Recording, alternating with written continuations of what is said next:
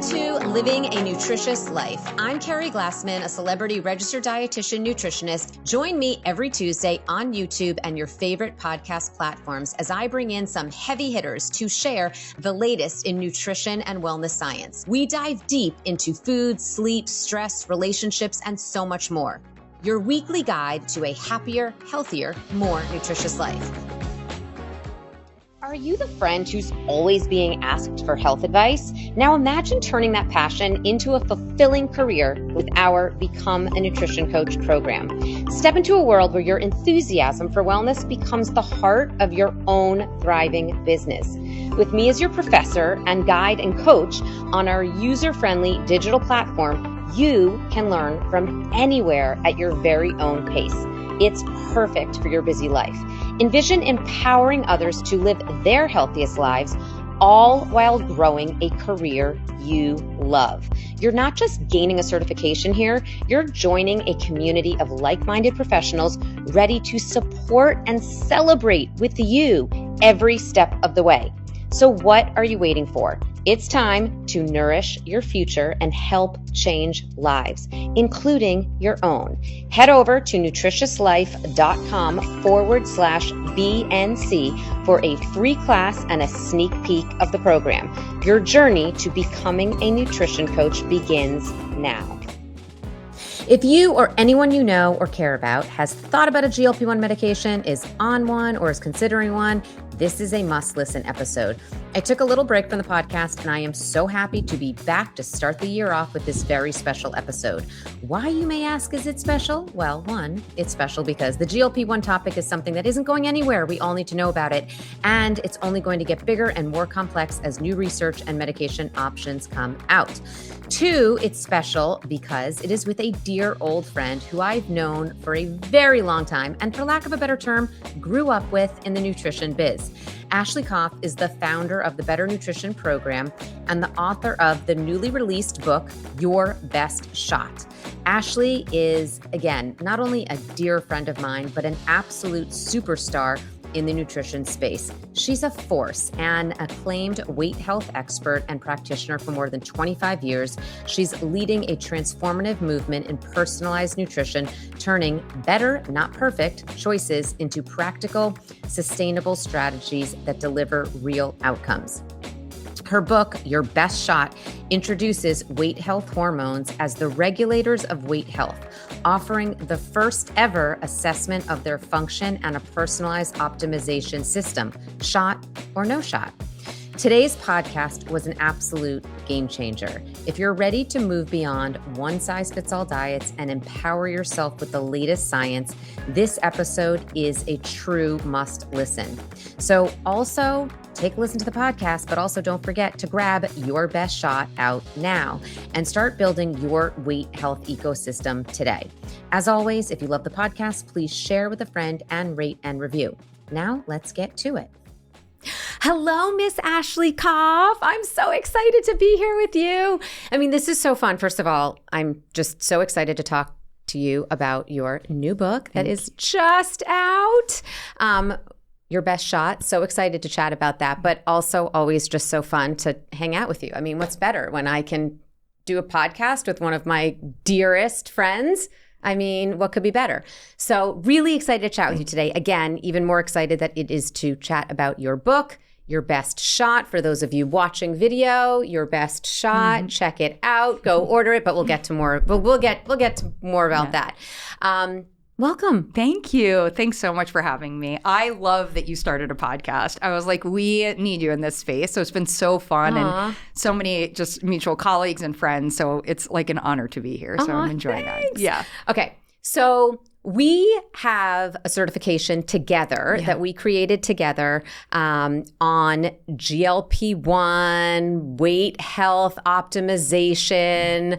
I'll let you get into it more, but obviously I'm talking about that now just because I want to just set the stage for everyone to know that we've obviously spent hours and hours talking about this topic. I mean, it is your expertise. It is your niche, but we've talked about the topic of weight health hormones and GLP-1, I mean, extensively.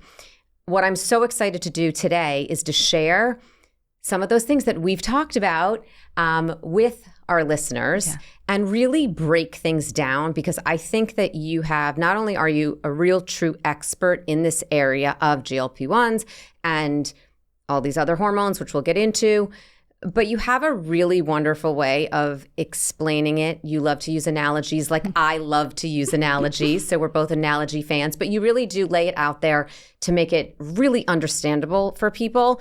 And I think right now there's just so much information. People are so confused about what a GLP-1 actually is, what the shots are, should we be on them, should we not be on them, and all of that. So I want to kind of go back a couple steps and let's just talk about weight health hormones in general. What are the weight health hormones? Yeah. Because I think people know, and our listeners definitely know what a hormone is, but they don't know what weight health hormones are. What does that even mean? Yeah. So let's start with that. Yeah. Thank you. Thank you so much. I think we even have to go even further back. I think we're at this inflection point where there's the opportunity now to have conversations around weight health, that is the objective. Mm-hmm. Before that, I think for decades, we have been in weight and weight as issues and health as issues. So those two have been separated. Mm-hmm. And we've been in a space with guidelines, in a society that really is lose weight, not discerning what type of weight, but really lose weight, weight loss, diet industry. Yeah. And then on this other side, health. We'll get to it later, but I definitely wrote this book, and this everything around weight health and the convergence of the two are the story of my life. So when we get into this, I'm like, okay, this is personal on that part.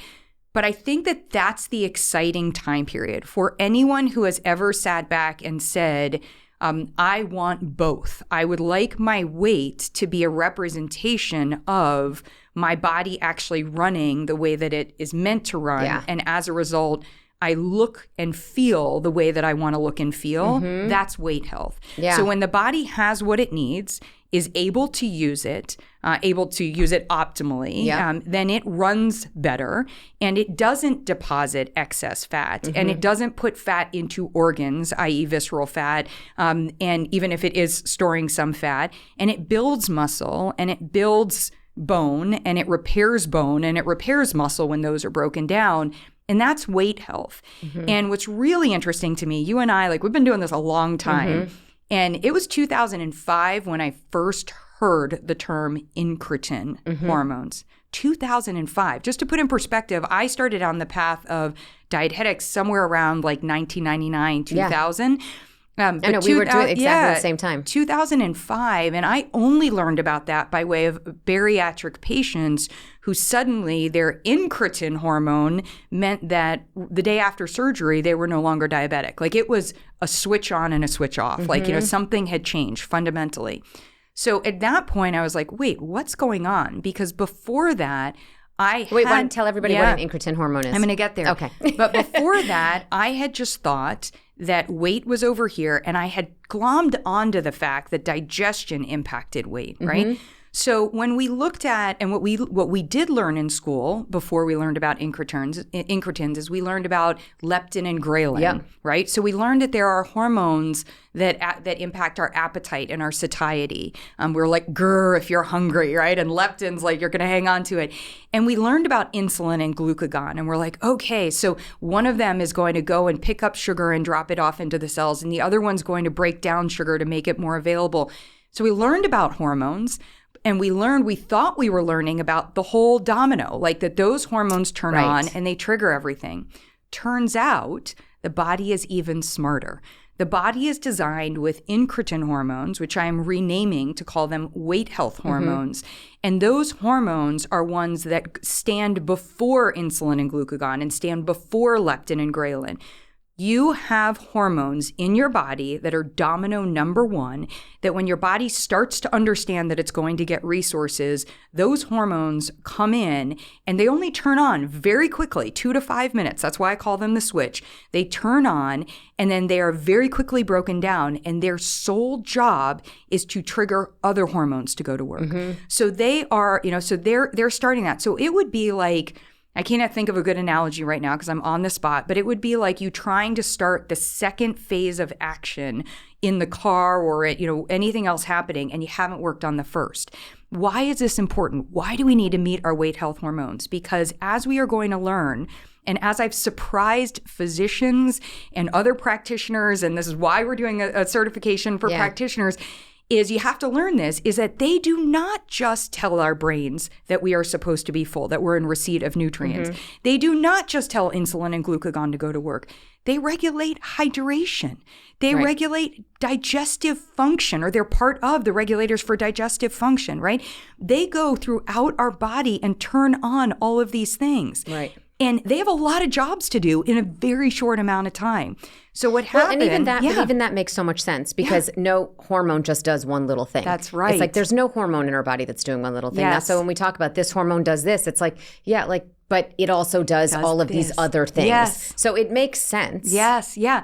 And so, when we talk about vitamin D as a hormone, vitamin D in the bone, vitamin D for our thyroid, vitamin D for blood sugar, vitamin D for immune health. Yeah. So the bigger part of this is, if we want to really go backwards, we have been treating our body and learning that our body is a set of systems. It is not. Our body is an ecosystem. In an ecosystem, any choice or anything that happens is going to impact the entire ecosystem, right? So famously, I think the expression is, if you go and you try to help a plant grow in the garden and you just keep watering it, but what it really needed was sunlight, you're going to drown the plant and the plant is going to die. In our bodies, we do a lot of watering, maybe a lot of coffeeing, but we don't put the sunlight on. Like that could be the example, right? So what we have to recognize is our bodies are an ecosystem. So these hormones work all throughout our body. And so they are weight health hormones in that they are regulating. If our bodies as an ecosystem, we now understand is a weight health ecosystem, every choice that we make is going to affect our weight health. Then understanding that these hormones, their function is the ground floor, is the foundation, is the first domino for weight health function, we have to work on that. We've been working on insulin resistance by trying to figure out how to optimize insulin and not dealing with the hormone that turns on insulin, right?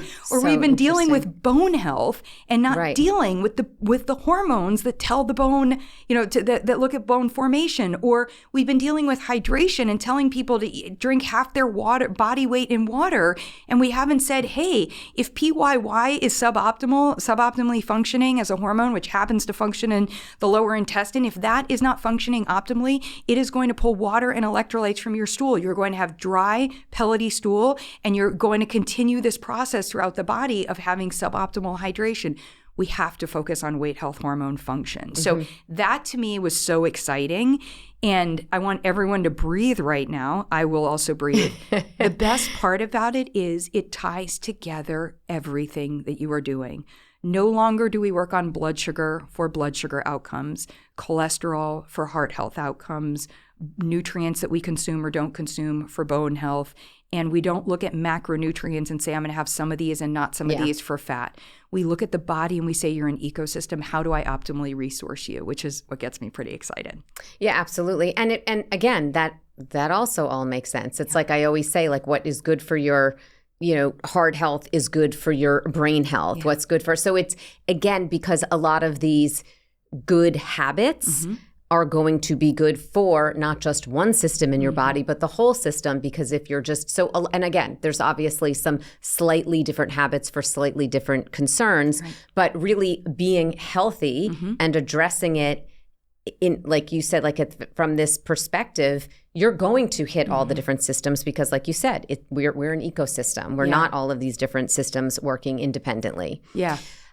Okay, wait. So name them. Yeah. Weight health hormones. So we need a new perspective. I love that you brought that up because I recall sitting with somebody who was like very senior in our army saying, and him saying, we really need you. We need more dietitians like you because we have got to turn the corner because most of the people are not eligible. We have a problem, And I said, so crazy. How are you judging eligibility? BMI. Oh, God. And I was like, do you realize that 3/4 of the football field in the NFL would not be on the field if we judged access based on, or availability based on, right? And that's not to say there isn't excess fat there that we could work on, but muscle is heavy, bone is heavy, right? So we should not be looking at BMI, right? And so we started to have that conversation. So this perspective change is to understand these hormones and then to basically turn around and say, how do I figure out how my body's hormones are working? And then as a result, as I optimize their function as indicated, if suboptimal, then that is going to optimize my whole weight health ecosystem. So who are they? To date, there are a lot of them, but the ones I'm focusing on. I know there's like the main ones, right? The stars of the show. GLP-1, GIP, PYY, and CCK. But the nerd in me knows that we have to talk about more because just like you and I don't like somebody to say, oh, there's only EPA and DHA for omega-3s, we're like, come on, let's be clear. So those 4 alone, I refer to as the switch, because when we are getting any signals or when we're sending signals around this, and they're all working, and they're primarily working throughout the digestive tract. And I also think it's really important for us to understand that when we are on an agonist, like a GLP-1 or one that is agonisting GLP-1 and GIP, when we are doing that, we're suppressing our own body's production of those because the hormones are being, the external hormones are functioning, but we're also suppressing CCK and PYY in that. So you're impacting that whole system. So we need to know that whole system. That's super important. I want to actually dive deeper into that, but I just want to make one thing clear here. We have many practitioners that listen to this podcast and they know that GLP-1 is a hormone that we make on our own. But I just want to clarify for people listening and we're just thinking to themselves, wait, Ashley just said GLP-1, a weight health hormone. GLP-1, I thought that was a medication. Right. We're going to get into that. GLP-1, just to be really clear for everyone, it is a hormone, a weight health hormone, as Ashley just explained, that we make on our own. Yes. And how it is functioning in our body is what is critical to our overall health and weight and managing our weight. But like Ashley just mentioned, it's not just about GLP-1. It is about these other, again, PYY, CCK, and GIP. But when we group them, let's talk about, so they're peptide hormones, which mean they're chains of amino acids. And that means we have to get in enough amino acids. And remember, it means we have to not just get in enough. We can't eat a burger and be like, oh, good, I got the aminos that are supposed to go in and make PYY or make GLP-1, because the body has its own priority list. And so it's going to go through and it's going to be like, the aminos are being used for this, this, this, and this. You don't get to say, I care more about my hair than I care about my heart pumping. So I want the glutamine from here to go to my hair, not to my heart, or whatever, on that part. Wait, I just want to clarify for people out there that might not understand that, because we're covering a lot of territory here, which is amazing. So these hormones that we just talked about in our body are made up of, they're protein. Hormones are protein. Yeah. They're made up of small building blocks. I like to think of them, I always say the Lego example, they're little pieces of Lego put together to make these peptide hormones. So those little pieces of Legos are what are called amino acids. So when we eat protein, like Ashley just mentioned, a burger, we're breaking them down in our digestive system. We're breaking them down into amino acids. Those smaller little Lego pieces are then put together to make things like GLP-1, as well as making skin, hair, tendons, and all those other things too. But we eat protein, we break the amino acids down, we digest them, absorb them, and then our body creates these other things, including our weight health hormones. Yes. I just wanted to clarify that because I love it. Because I think people really, it's confusing, but I think for people to really understand this, you're doing such a good job of really getting into the details here that I don't think many people know. So I just wanted to clarify that for anybody. I love that. So half of the hormones in our body are made from fats. So those are your steroid hormones, those are your sex hormones, and then we have our peptide ones. So the fats and the proteins that we eat are really important. You just did something so beautiful. This is a great way for us to understand. You just explained how we actually can get to a peptide hormone being formed. What I also want us to focus on is how we can not get to that formation occurring. So recognize if we don't chew our food, so let's start back. If we don't eat the right proteins in the right amount, or what I like to call a better amount, if we aren't optimally resourcing our body so it has all of these amino acids, if we don't break them down properly. So if our body is suboptimally or incapable of breaking them down, our body uses enzymes to break those down. It uses chewing to break those down. It uses stomach acid. So if I'm on a proton pump inhibitor, if I have low stomach acid, if I have high stomach acid and I'm suppressing it, if I don't chew my food, if I like all these other things, we don't break it down. Now, once it's been broken down, it has to get to where it's being made, bless you. And then enzymes have to come in and be able to build it and repair it. So we also know from an enzyme standpoint, enzymes also being made from amino acids and other nutrients. So we come in and we're like, there's a lot of places where in this ecosystem, if things are not working better, where we can lead to where, and that's just in creating the hormones. So then the hormones go into the lining of the digestive tract where they hang out in L cells and in K cells and in other places. And they require then proper signaling to be told for those cells to then be secreted. So then the cells have to be told, okay, now it's time. Like, okay, Keri, it's time. Like now, you're going live now, go. And so we tell it to go on that part. So that messaging has to work properly. Then they get sent out. And so they have to get sent out, and they also have to be able to travel to where they're supposed to go to these receptor sites. And they have to get to the receptor sites in a timely manner, because we know they only have they're on the clock, 2 to 5 minutes before they're broken down. They have to get there. They have to match the receptor site. And the receptor site has to say, hey, great, come on in. Now let's activate. All of that has to happen. That used to happen real easy in pre-industrialization. Maybe we weren't getting in all the aminos and all this other stuff at the same amount, and maybe there was some slowing, but because all the rest of the system wasn't taking as many hits across the board on the regular, we ended up with a problem. So I talk about this in my book. These are designed like a motion detector. We all know a motion detector. Its sole job is to detect the motion, and then any action that happens. The police get called, you go open the front door, you decide to ignore it, whatever on that part. Just imagine like all of Noah's Ark emptying out in front of your front door, the amount of motion detector like that would be setting off like on the regular, right? All of it, like 2x2s, all of that stuff, somebody going fast or whatever. That's what your system is dealing with right now. And it is trying. It's like, I'm going to give it the college try. I'm going to try to like figure out like how to work and like how to signal and how to send these signals. And okay, wait, so people understand, why is that happening in our bodies right now? So we have confusion. So we're overwhelmed. We have way too many messages. So when the messages in our brain from all of our senses, so sight, smell, taste, emotions, trauma, all of that stuff, all of the messaging that's happening, those are all going in and those are signaling, right? So we're getting those signals a lot of the time. So that's telling the go to work, go to work, go to work. And then we have all of these other things, whether it's medications, whether it's drinking alcohol, whether it's the amount of stress that we have in our lives, whether our systems are irritated from other things, they were irritated from other foods or, what about toxins, highly processed packaged foods? Yeah, highly processed. So we don't actually have the nutrients that are in there. So nutrient depleted soil, nutrient depleted products, what we're consuming, like dietary patterns, like, I decided to go low carb and I haven't given my body B vitamins. All genetics. So we know today that our genetics are a factor. So all of this stuff is saying like, hey, it may be harder for them to be created, for them to be secreted on time, and for them to get where they're supposed to go.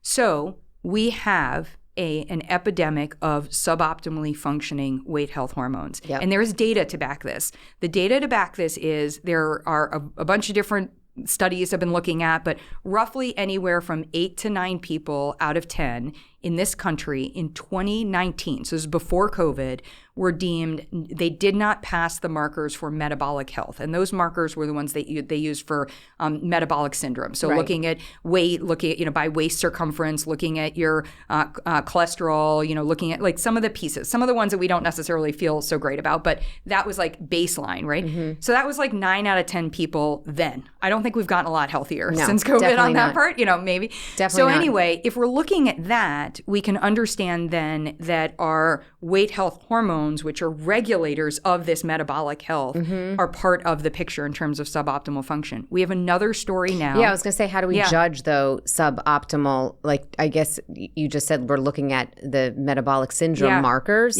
But There's no blood test. Yeah, there's no way blood to know. test. Yeah, so you know what I did? But you created your own assessment, right? I did. Okay. Yeah. I created an assessment for practitioners. I want to be very clear. It is available free for anyone listening today. It is a clinical tool. I'm going to tell you that because using a clinical tool, like going and getting a stool test done or getting your genetic test done, if you want to try to do that on your own as an individual, even if you are a practitioner for yourself, you can, and we provide a lot of support for you to do that.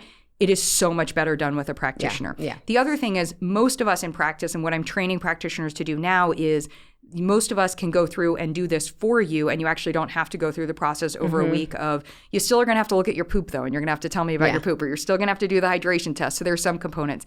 So what I realized is this is multifactorial, and we have to be able to assess all of those factors. So it is not labs alone, but it is labs. It is not blood sugar alone, but if we can look at how our blood sugar is responding to our choices, like with a continuous glucose monitor, that would be helpful. It is our breathing. Dr. Nawaz Habib, who you've had on the podcast, and others talk about our vagus nerve and the function of our vagus nerve.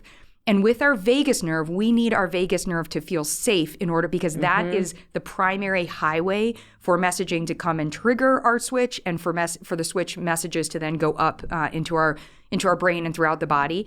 We have to look at weight composition. We need to understand how your body is allocating fat, muscle, and bone. And we also need to ask you questions. So one of the questions that like used to piss me off on the regular, I would make a joke about it, but as a kid would be like, people would be like, Ashley, like, you just need to stop eating when you're full. And I was like, cool. Then I permission to just keep eating, because I legit never felt full, right? I was always in pursuit of feeling full. And I tried everything. I've tried drinking the 32 ounces of water before I eat a meal. Loading up on fiber. Yeah. I tried the order of what I was eating. You know, it wasn't until I understood that and for me, it was antibiotics that had really eroded. They had challenged the health, the integrity of the lining of my digestive tract. So they challenged. That's where your weight health, or many of your weight health hormones are produced and secreted. So that was being challenged from day one. You know, from that first antibiotic.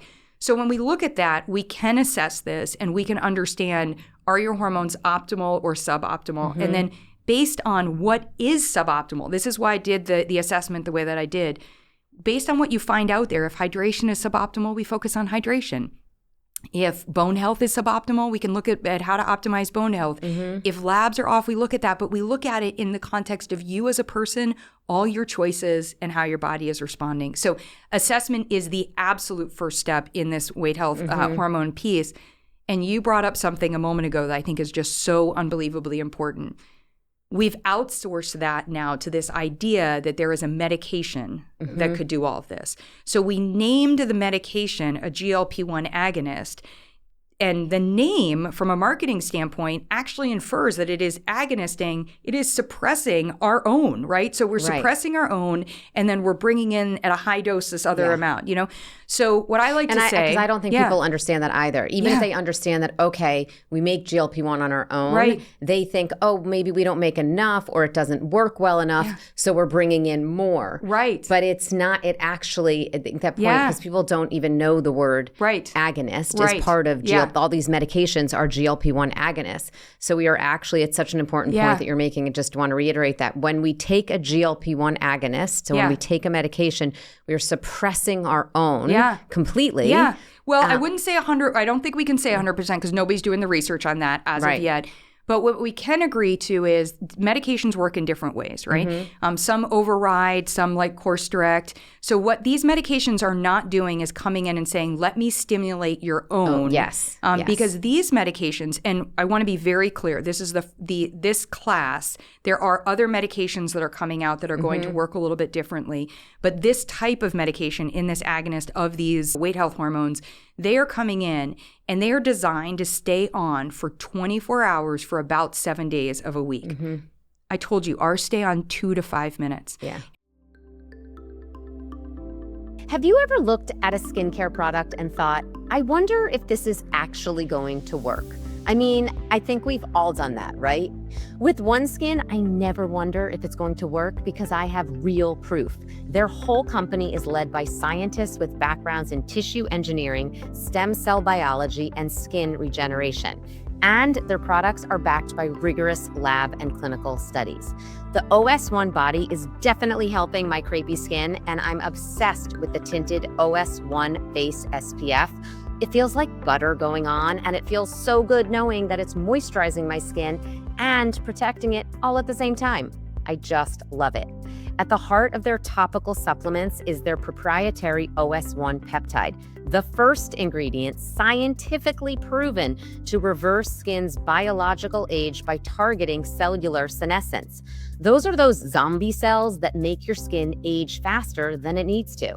Think about that crepey skin that we all want to get rid of.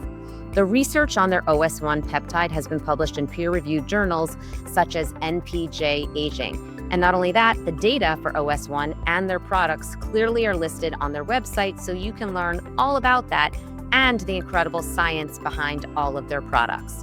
In lab studies, they've measured a 130% increase in collagen production with their OS1 eye cream. And another study showed that their SPF neutralizes free radicals. Those are those bad guy compounds that I always talk about, 4 times more effectively than other so-called anti-aging sunscreens. The proof is in the numbers, friends. Try OneSkin and see for yourself. And you can get 15% off your first order with the code Keri, that's Keri, at oneskin.co/Keri. That's oneskin.co/Keri. And they are designed to stay on for 24 hours for about 7 days of a week. Mm-hmm. I told you, ours stay on 2 to 5 minutes. Yeah. And that the way that they did this is they looked at that peptide chain of all those amino acids and they just changed the order of some of them. They realized a Gila Monster stays on for 30 days. We're not going to do 30 days at the early juncture. We're going to just try first for a day, and then they got to 7 days by changing the amino acid formation. Here's an analogy for us. When we take a molecule of sugar and we turn it into Splenda, we reorganize the structure there. So Splenda is thousands of times sweeter than a molecule of sugar. It works differently, though. It doesn't have a caloric response, right? Right. We think, oh, that's amazing. We've learned, while it can be really helpful to avoid the sugar, we also know it can do other things. It can highly, highly ramp up your taste buds because now you're getting something, thousands of times sweeter. It may also be, challenging gut microbiome, and other pieces. So what we have is we have a society where some of us are getting no caffeine. Some of us are maybe having a little decaf. Some of us might be at different spurts having some espresso. And then we turn and to function fully, we're using caffeine here as an analogy. Just want to make sure everyone's staying with you here. So we'll start an analogy here. Thank you. So we've got all of that. And if we look at optimal function of these hormones, it probably would be I'll consider it 1 shot of espresso a day. But what we're doing is we're coming in with an espresso that's 4 or 5 shots, right? And we're coming in on that part. Now, that's amazing. Why is that amazing? 2 insanely game-changing history, healthcare will never be the same, okay? Really, really important things.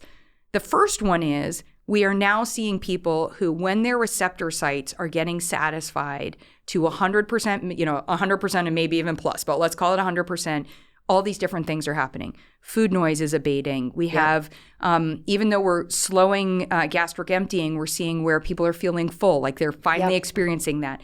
We're seeing things with inflammation subsiding. We're seeing from the standpoint of insulin responding better and the pacing of insulin, et cetera. So all of these amazing things. So it is that part of it. We have a tool now that we have never had a tool for before. That's incredible. That is burying the lead. If you think that that's important and exciting, hold on to your pants. Because what it has taught us is, oh my God, we all have these hormones. Right. Oh my gosh, in almost all, at least in anyone who has ever touched a semaglutide or a tirzepatide and had any positive response to it, every single one of you has now proven my thesis. There is suboptimally functioning weight health hormone. So if these medications are working, then you know that your actual own hormones were just not working as well as they should, but you have them. There's things you can do about them. Okay, so now I know everybody listening is thinking, oh, so are you, Ashley, as a dietitian, saying we shouldn't go on these medications and we should fix our own system. Yes. I know that everybody's thinking that like right now, bell is going off, totally. right? Yes. And I mean, I know your thoughts on that, but I gotta ask you. So there's two sides of it here. The first side of it is that there is so much research that is happening. Like we're recording this early, so we're a couple months before my book launch. We are at the most exciting time because the amount of research, we went from no research basically on incretin or minimal or totally only focused on diabetes to now like, what about in kids? What about in adults? What about for Alzheimer's? This is a positive benefit to pharma getting involved. Now everyone wants to know about these hormones. Exactly. And so what pharma is helping us do is every time there's something new that one of these medications does, and there are all of these people out there that get so excited about the medication, I get so excited because I'm like, they've just shown you how your ecosystem lights up, right? They're like, you know what's better for Alzheimer's is to have better blood sugar control, better inflammatory response, to have fat not allocated from a visceral standpoint, to be cardio, to have gut inflammation and the lining of our digestion, like all of these things. We're like, oh my gosh, you've just proved how we should be practicing medicine, to prevent these. Okay, so should everyone be on it? No. Well, number one, right now, that's not a reality. The cost and the access is problematic. Number two, if you go on one, you are proving, as we said, we're proving a point. So if you are going on one, we better be doing assessment of your weight health hormones, understand how that medication is going to work, and simultaneously, just as we would use an SSRI, to help somebody go to therapy and do the work in therapy and be able to help, from a how does our brain health work, or maybe we take a cholesterol lowering drug as a way to make the better choices and optimize our cholesterol. We should be using these drugs as an entree point into doing the optimization of our own, whether or not somebody stays on it long term or not. The second thing is there are many people where they're in more of the decaf to one shot, right? And in that space, we can assess for and we can figure out, are you able to make the choices today that could help your system use, and will you be able to optimally function at a 2 to 5 minute, when your hormones are optimally functioning? So I call that switch optimization or GLP-1 optimization or weight health hormone optimization, whatever you want to call it on that part.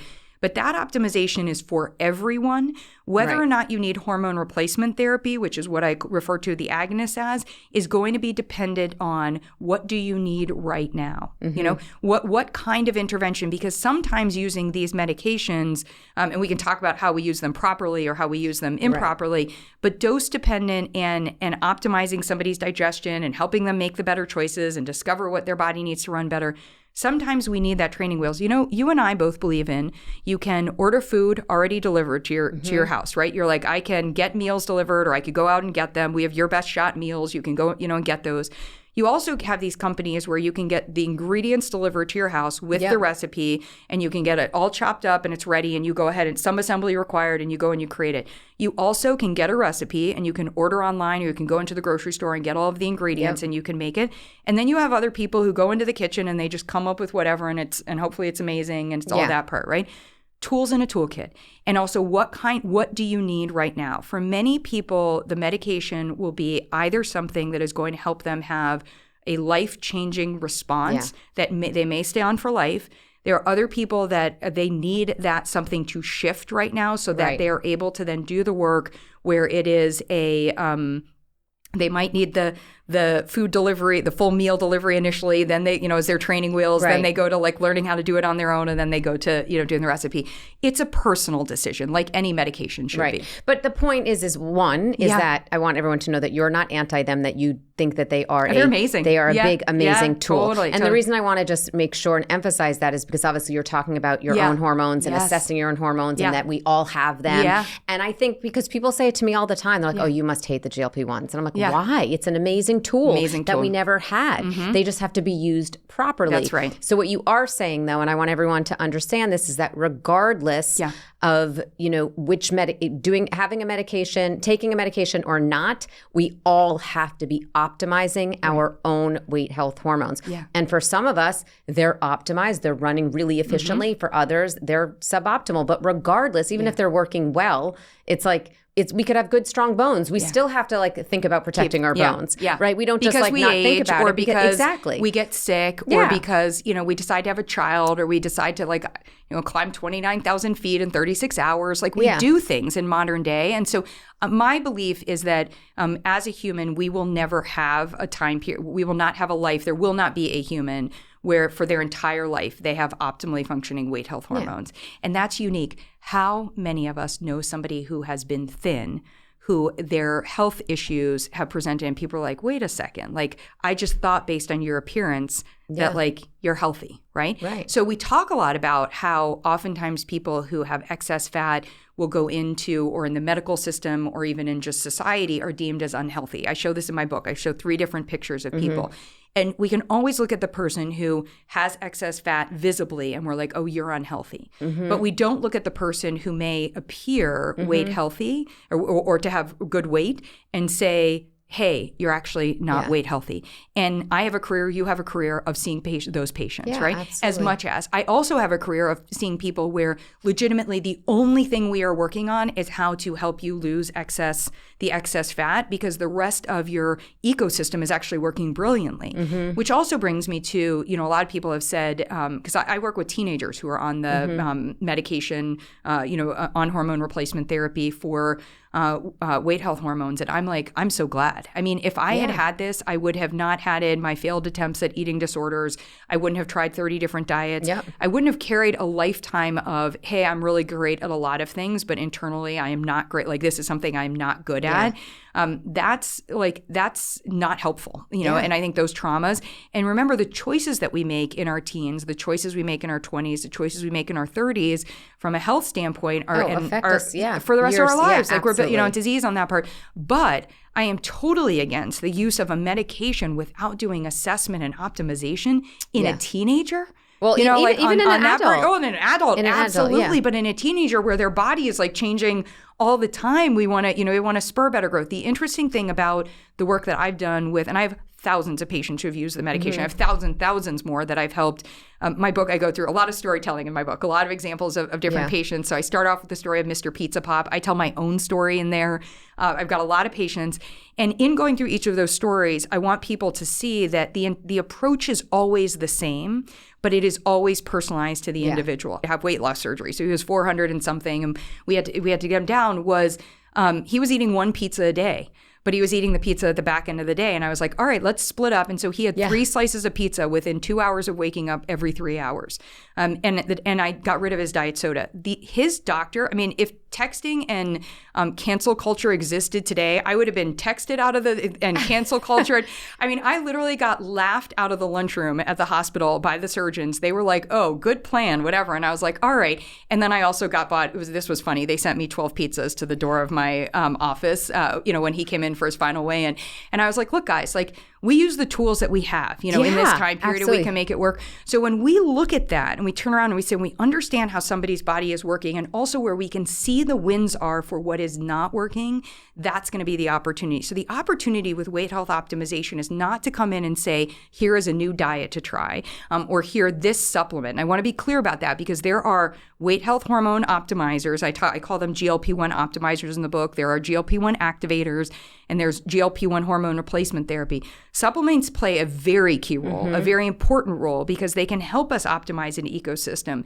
But there is no supplement. There's no supplement that is a full hormone replacement. That there is no nature's Ozempic, right? Like you and I are like, there's no nature's Ozempic, right?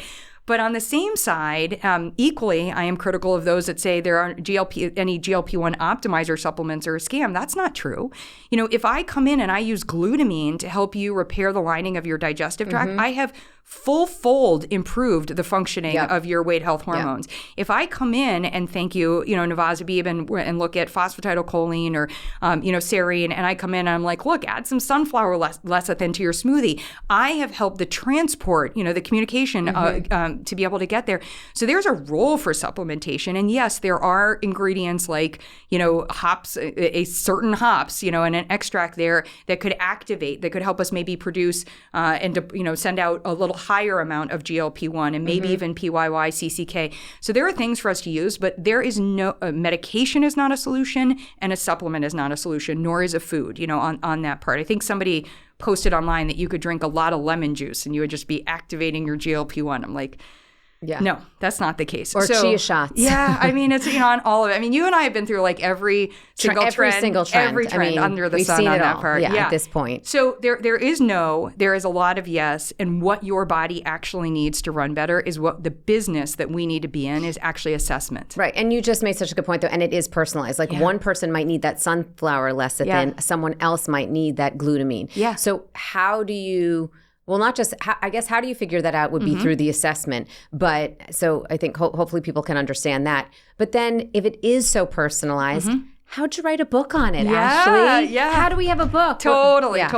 Well, so I've written 2 other books. I downplay that a lot. I mean, I love my other books at their moment in time and, great on that piece. But this was not my plan. My plan was to be out there, creating a company and inspiring and training practitioners and working with individuals who came to us for weight health optimization and just to do it on that part.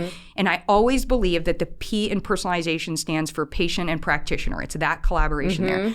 So that does not exist in a book. I am nobody's, as I say in the book, I'm nobody's doctor because I am not a doctor, but I am also not your dietitian. But I realized that 3 things could be true. One is I could tell patient stories and people would exhale and their shoulders would go down and they would be like, oh, I get it. Thank you. And I love storytelling. Because there's lots of patterns. Yeah, there's still patterns. Even though every single person is individual and they are, a study of one. Yeah. We know that. Yes, but there are patterns. And there's similarities. Yes. And it just makes, like you said, people have a sigh of relief like, oh my God, that's me. That's my story. Yes. Right? And then we're like, it's almost your story. So let's come in and like make it, and how do we figure out? The second thing is chapter 2 in the book is technically part 2, anyway. A second portion of the book is called Shit You Have to Unlearn. Yeah. So there's a lot we have to unlearn. And so I promise you, my promise to you is that if you only make it that far in the book, number 1, you will have laughed and you will have lost weight. The weight of knowing the wrong stuff and investing in the wrong stuff is weight we all should lose. Yeah. So, we unfortunately are at a place where we have, debates between a pyramid and a plate. Those aren't better. They may be public health tools, but they are not better for us on that part. We should not be using hemoglobin A1C and deciding who's diabetic and who's pre-diabetic and saying like, this is how, and here's how you fix that. We need to go deeper than that. We should not be looking at your total weight or your total cholesterol. We need to be unpacking underneath, the pieces and the parts and understanding. Going on there. Yeah. So we got a lot to get rid of. So that could have been its own book, but this is the GLP-1 era, so I need to come in on that part. And then I realized it all came down to pizza. So this Mr. Pizza Pop is a pretty profound story, but I realized in there that just like you said, patterns. So if I say pizza to anyone around the world, everybody thinks the same thing. Some type of crust, some type of sauce, some type of cheese, and toppings. Optional, right? So your crust could be spinach, your crust could be cauliflower with cheese and egg, your crust could be gluten-free, your crust could be like the best wheat on the planet. Like it could be made of anything, right? Your cheese could be dairy-free, your cheese could be, whatever it is, the sauce, and then toppings, like great toppings, a variety of toppings. But if you try to take toppings and put them on top of a really crappy tasting pizza, we've all been there. You're only going to eat the toppings off and be like, you're not going to want the pizza. So when I started to think about that, I was like, you know what? I can tell everyone there's a crust, that's your digestion and hydration. There's a sauce, that's the pillars of better nutrition. So we got to look at quantity, quality, timing, on that part and balance. There's a cheese, those are your lifestyle choices. Yep. Because I am who I am, I put those under 4 pillars too. So we got the 4 pillars that are there. And then in your toppings, supplements, cold plunging, medications, like all these other things. And I realized that when you go through assessment, I can take you from assessment and then I can actually teach you in this book how to vet and build your crust, your sauce. Right. So you're assembling your pizza. Yeah. By the way, I never want the same pizza, like, on repeat. Like if I'm in New York, I want a New York pizza. If I'm in Chicago, I want a Chicago pizza. If I'm in LA, it's whatever. So I'm trying these different pizzas and it's the same thing for our body. If I'm in perimenopause, my pizza is going to be a lot different than when I was 30 and trying to get pregnant, or something on that part. So I put that in there. And I also realized it's really important. I love, love, love our doctor colleagues. There are so many incredible doctors across the board. My family are all doctors, so many friends. they are not in the business of their training, their how they approach things, like their diagnosticians, et cetera. They are not in the business of creating personalized nutrition plans. Mm-hmm. And the problem is that there are a lot of books and a lot of programs and a lot of things out there where doctors are prescribing not just a GLP-1 agonist, or not just an intervention for blood sugar, or not just an intervention for cholesterol or anything else like that, but they're also telling people what to eat and what not to eat. Mm-hmm. Or they're telling people what supplements to take and what supplements not to take, or they're on that piece. And that's not okay. It's not okay. Now, if you're a doctor who specializes in this, by all means. Right. But that would be like a cardiologist doing gastroenterology. Right. Like, so we are, in that analogy, we're the gastroenterologist and the cardiologist is your, so let's come together, and the doctor and the dietitian. So my doctor colleagues all said to me, can you write a book so that people can have this? Do you have something so I can say to my patient, go do this? Like, here's this. Like, we'll do it together, but let's go do this. Well, I also think it gives people also just sort of the foundation and the groundwork for them to then go and ask the right questions. Yes. Yeah, empowering. When they're it's so empowering, because then like they've read the book, it might not be personalized for them, but then they can go to their doctor and say, okay, so I just learned this about my weight health hormones. Do you think a GLP-1 is right for me? Or if I do it, what else do I have to do to improve my own gut health so that I don't just use this tool of a GLP-1 agonist as a Band-Aid? That's right. But so that I'm improving things. So there's so much, like you just said, empowering information in there that I think can really be like that foundation for people to go and like bring to their doctor to work with them. So I love that. Okay, so we have time for, I think, one more question. Okay. So optimizing our own GLP-1, all of our own weight health hormones. We talked a little bit about like vagus nerve. We talked a little bit about hydration, but nutrients wise, everybody is like protein. We know we need protein, but let's talk about that. Why do we need protein, and what other nutrients do we want to focus on to help us stimulate, activate our own GLP-1 and our own other weight health hormones? Yeah. So the body, every nutrient. So let's start with that, A to Z, or whatever letters we're going to come up with. Okay, but what do we focus on? I know. I'm going to get in here. What we need is we need a body that is optimally resourced. So what we need to figure out, and we can do that through assessment. And we can do that through gamification and other things. Like I like to do the rainbow game, and just be like, what colors did I get in? But we do need to make sure that our body is getting not just an okay amount, but we're optimally, because we don't want the body to have to prioritize, because when it prioritizes, if it only has enough and it says I'm going to prioritize over here, it's deprioritizing something else. So I can't answer the question and say just these, but I'm going to get to something specific.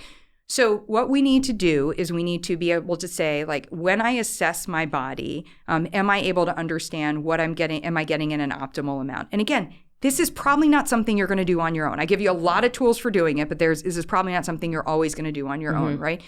So then there's the second part. We do need protein. We need every macronutrient. So we need protein, we need carbohydrates, and we need fats on that part. But protein does play a specific role with GLP-1, Protein plays a specific role, right? Because yes and no. Because if we don't have the right other nutrients, that's going to impact how, like we don't have fiber, we're not going to get the secretion of it. But let's pretend. So in protein, what's really important, the quality and the quantity of your protein are going to be really important, because what we know now is it's all these aminos, right? So in the days of, remember like there was that time period where you were in New York and I was in LA, and everybody was having at lunch, they were having the grilled chicken salad with the dressing on the side no croutons. Maybe they were having an iced tea, et cetera. And it was like nobody was happy. Like everybody was like trying to no cheese. Nothing. Like it was just plain on that part. And so it was chicken as, on that part. Yeah. The reason we love plants is that plants provide a ton of different amino acids, and also so does animal protein, but we need the variety. We need to get those in. And then we also don't want to overload our system with too much protein at one time, because when the body will only use what it is able to use, and then yes, it will store, but a lot of times it will also do fat storage, but overwhelming can be irritating to the digestive system. So we need to look at that. So protein's super important. We also have a class of what I call GLP-1 optimizer or weight health hormone optimizing nutrients. Polyphenols, which I know you're a huge fan. Your polyphenols, right, in your books. And I feel like in terms of polyphenols, like we can come in and we can say that some of them in particular are really important because they can actually go and they can turn on, not all of them make it from a bitter receptor standpoint down to the gut, but some of them can go down to the gut and turn that part on. So I have a list of those in there and I'm like, okay, these are good. And by the way, things you love, olive oil, coffee, good quality coffee, just don't have poor quality coffee, teas, cacao, chocolate. So this is not going to be difficult. Like we're going to have a good time doing this, right? So we come in and we're like, okay, we can optimize with that. And then I'm going to leave us with one that's very much like from my green curly hair.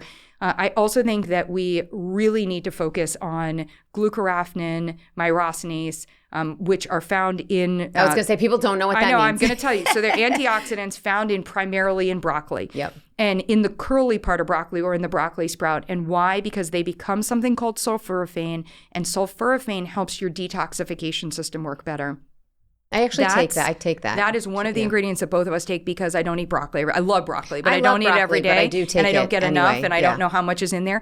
And when we are shrinking fat cells, we need to make sure that what comes out of the fat cells, the toxins, are being eliminated properly. And that's by way, and many of them need to be converted, and that happens in our detoxification system.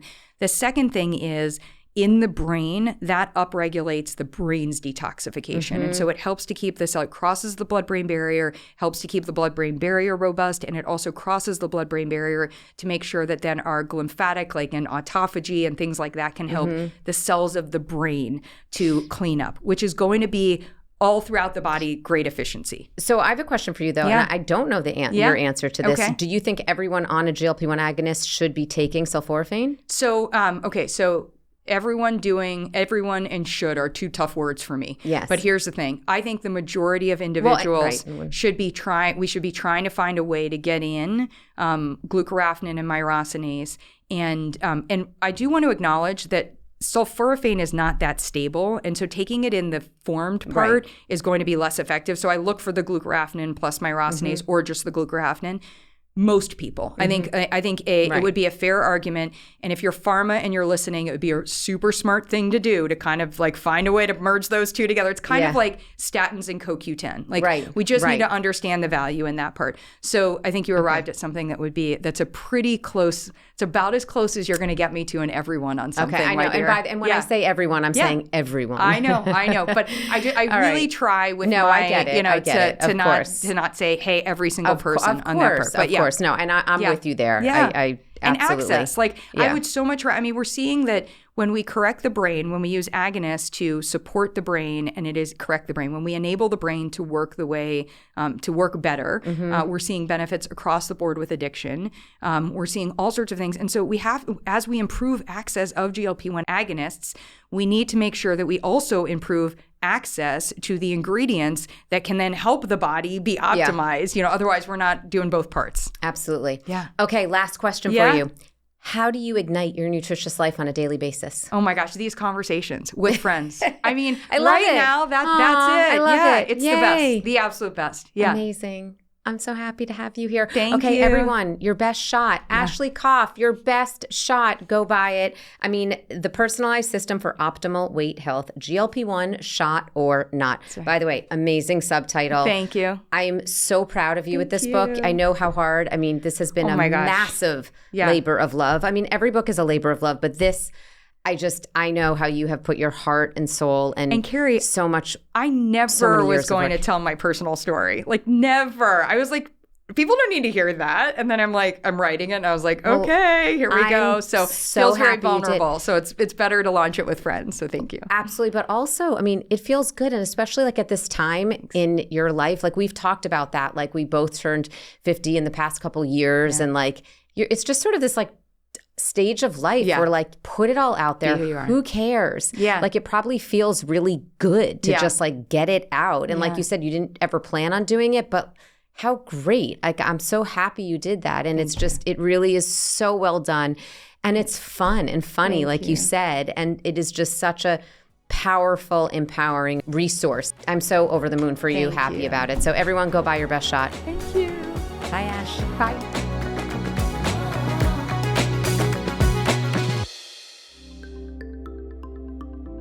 Have you ever looked at a skincare product and thought, I wonder if this is actually going to work? I mean, I think we've all done that, right? With OneSkin, I never wonder if it's going to work because I have real proof. Their whole company is led by scientists with backgrounds in tissue engineering, stem cell biology, and skin regeneration. And their products are backed by rigorous lab and clinical studies. The OS1 body is definitely helping my crepey skin, and I'm obsessed with the tinted OS1 Face SPF. It feels like butter going on, and it feels so good knowing that it's moisturizing my skin and protecting it all at the same time. I just love it. At the heart of their topical supplements is their proprietary OS1 peptide, the first ingredient scientifically proven to reverse skin's biological age by targeting cellular senescence. Those are those zombie cells that make your skin age faster than it needs to. Think about that crepey skin that we all want to get rid of. The research on their OS1 peptide has been published in peer-reviewed journals such as NPJ Aging. And not only that, the data for OS1 and their products clearly are listed on their website, so you can learn all about that and the incredible science behind all of their products. In lab studies, they've measured a 130% increase in collagen production with their OS1 eye cream. And another study showed that their SPF neutralizes free radicals, those are those bad guy compounds that I always talk about, 4 times more effectively than other so-called anti-aging sunscreens. The proof is in the numbers, friends. Try OneSkin and see for yourself. And you can get 15% off your first order with the code KERI, that's KERI, at oneskin.co/Keri. That's oneskin.co/Keri.